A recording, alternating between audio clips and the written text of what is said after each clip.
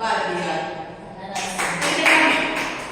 அடுத்து கண்ணதாசன், பாரதிதாசன், நாமக்கல் கவிஞர் வைரமுத்து. இப்போ தற்காலத்துல வந்து மிகவும் பிரபலமான ஒரு கவிதையாளர் பார்த்தீங்கன்னா புதுமை பித்தன். நாடக சிறுகதைகள் வந்து மிகவும் அற்புதமானது இல்லைங்களா? அதுல வந்து நம்ம தமிழுக்கு வந்து பெருமை சேர்த்த புரட்சி கவிஞர் பாரதிதாசன் பார்த்தீங்கன்னா இந்த வகுப்புல நம்ம பார்ப்போம். அதுக்கு முன்னாடி நம்ம பாரதிதாசன் பத்தி நம்ம தெரிஞ்சுக்கணும் இல்லையா? பாரதிதாசன் யாருடைய மாணவர் உங்களுக்கு தெரியுமா? பாரதியாருடைய பாடல்கள் மீது அதிகம் பற்று கொண்ட காரணத்தினால அவர் இயற்பெயர் வந்து பார்த்தீங்கன்னா கனக சுப்புரத்தினம். சரிங்களா? அவங்க வந்து பாரதியார் மீது அதிக வெறித்தனமான அன்பு பற்று ஈடுபாடு அதிகமாக இருந்தாங்க. தன் பெயர் என்ன பெயர்னா பாரதிதாசன். பாரதிதாசன் மாட்டாங்க. தாசன்னா என்ன அர்த்தம் தெரியுமா? தாசன் என்றால் பற்றுக்கொண்டவன் அல்லது அடிமை. பற்றுக்கொண்டவன்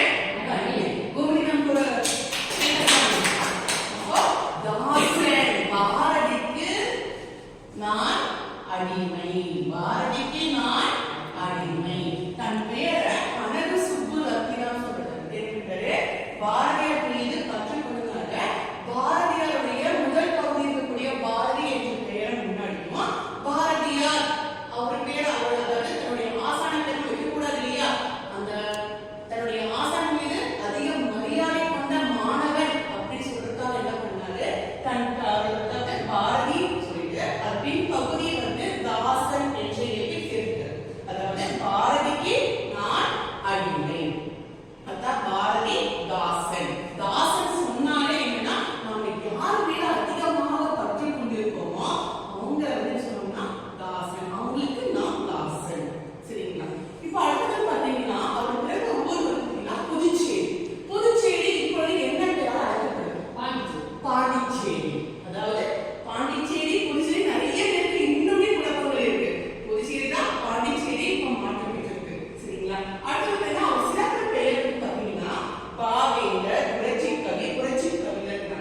பாவேந்தர் வந்து யார் அந்த பட்டத்தை கொடுத்தாங்க உங்களுக்கு தெரியுமா? அதாவது பாரதியார் வந்து ஒரு மேடைக்கு போறாரு. பாரதிதாசன் பாடலுக்கு ஏற்றுறாரு. அதை கேட்டு தன் மாணவன் மிக அற்புதமாக கவிதை எழுத முடியுமான்னு ஆனந்த் என்ன பண்றாரு? அந்த மேடையில வச்சு பாவேந்தர்ன்றாங்க. பாவேந்தர்னா பா வேந்தர். பா என்றால் பாட்டு, அதாவது பாடல். வேந்தர் என்றால் அரசன், பாடல்களுக்கு அரசன் என்ற பட்டத்தை அந்த மேடையில கொடுக்கிறார். யாரு? பாரதியார்.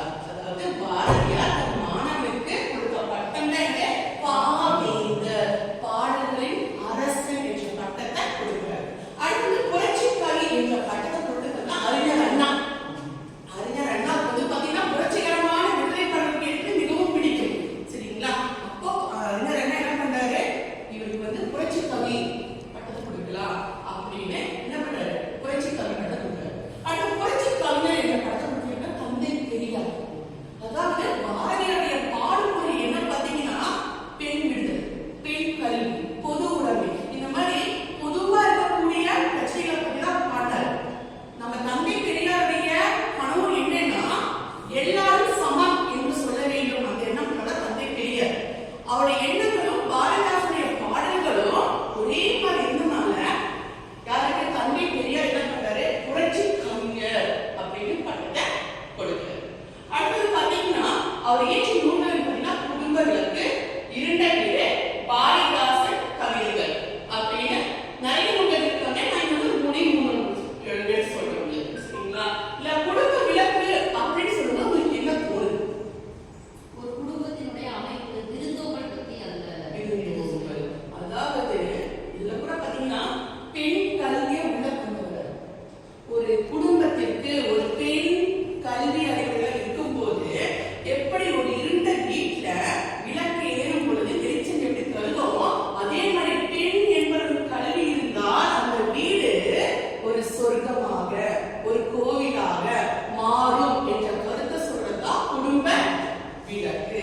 இருண்ட வீடு சொன்னா படிக்காதவங்க இருக்கிற வீடு